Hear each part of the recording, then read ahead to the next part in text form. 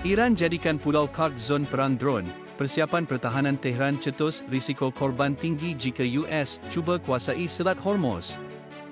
Hub ekspor minyak utama Iran diperkukur dengan dron kamikaze, periuk api dan pertahanan berlapis ketika perisikan memberi amaran operasi Amerika Syarikat di Selat Hormuz boleh mencetuskan pertempuran berintensiti tinggi. Persiapan pertahanan Iran di Pulau Karg dijangka mengubah keseimbangan ketenteraan di Teluk Parsi. Apabila agensi perisikan memberi amaran bahawa hub ekspor minyak strategik Tehran itu berpotensi menjadi medan pertempuran dengan jumlah korban yang tinggi sekiranya Amerika Syarikat melancarkan operasi amfibia atau udara bagi menguasai Selat Hormuz. Laporan penilaian keselamatan menunjukkan Tehran telah mula menukar pulau tersebut menjadi zon pertahanan berlapis berasaskan doktrin asimetri dengan penempatan dron kamikaze, periuk api. Liputan artileri serta kubu pertahanan diperkuat bagi menghadapi kemungkinan operasi ketenteraan Amerika selepas serangan terdahulu ke atas lebih 90 sasaran ketenteraan. Bekas Brigadir Jeneral Amerika Syarikat Steve Anderson menyifatkan usaha mengekalkan kawalan ke atas pulau itu selepas berjaya dirampas sebagai tiang paling panjang dalam kemah, menandakan bahawa walaupun pendaratan berjaya, pertempuran haus yang berpanjangan berkemungkinan tercetus terhadap pasukan Iran yang telah berkubu.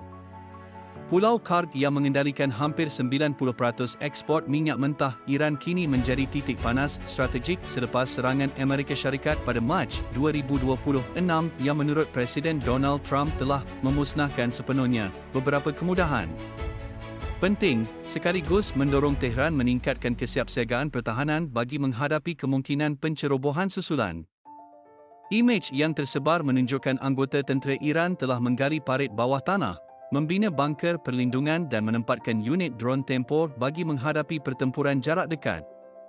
Manakala penganalisis menilai ancaman terbesar kepada pasukan pendaratan bukan datang daripada senjata konvensional tetapi daripada serangan dron kamikaze secara besar-besaran. Perkembangan ini menggambarkan bagaimana doktrin peperangan asimetri Iran digunakan untuk menyaingi kelebihan udara dan laut Amerika Syarikat dengan memanfaatkan sistem murah yang boleh dihasilkan secara besar-besaran bagi meningkatkan kos operasi.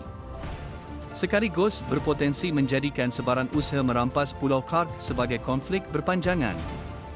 Penumpuan aset pertahanan di Pulau Karg turut menunjukkan bahawa Tehran sedang bersedia menghadapi senario di mana penguasaan ke atas kemudahan itu menjadi faktor penentu dalam sebarang konfrontasi lebih luas berkaitan akses maritim, keselamatan tenaga global dan dominasi ketenteraan di Selat Hormuz. Penganalisis ketenteraan berpendapat bahawa sebarang usaha menawan pulau tersebut memerlukan operasi laut, udara dan darat secara berterusan di bawah ancaman dron serta peluru berpandu. Sekaligus meningkatkan beban logistik pasukan Amerika dan menaikkan kemungkinan pertempuran berpanjangan berbanding kejayaan rampasan pantas. Sekian saja dari berita ini. Terima kasih atas sokongan anda semua. Saya akan teruskan kemaskini berita menarik untuk anda. Mohon kerjasama untuk like dan share video. Terima kasih. Jumpa lagi di berita selanjutnya.